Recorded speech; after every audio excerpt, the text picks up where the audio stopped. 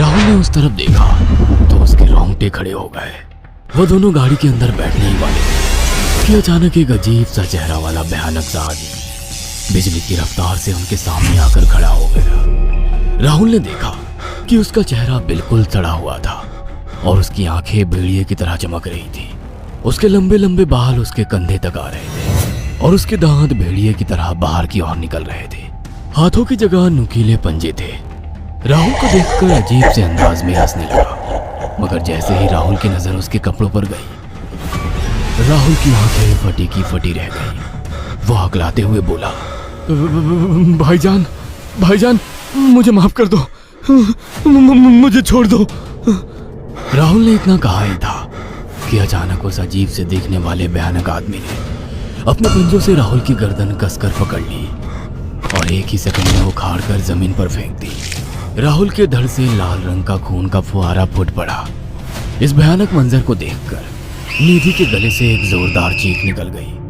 निधि इससे पहले भागती कि अचानक उस भयानक दिखने वाले आदमी ने निधि को पकड़ लिया और अपने नुकीले पंजे उसके पेट में गड़ा दिए और उसकी अतड़ियां बाहर निकाल दी। निधि की एक दिल दहला देने वाली चीख सन्नाटे को चीर गई। अचानक हवा का एक बवंडर उठा और वो भयानक सा दिखने वाला व्यक्ति देखते ही देखते बवंडर के साथ गायब हो गया। तानिया ने डरते डरते निधि के मोबाइल से पुलिस और सैफ को बुला लिया और कुछ ही देर में वहां चारों ओर पुलिस की गाड़ियां थी।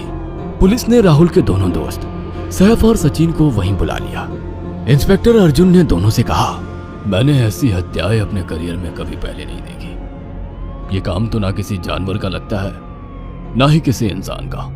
सचिन कपकपाती हुई आवाज में बोला, आप कहना क्या चाहते हैं? कुछ कह नहीं सकता।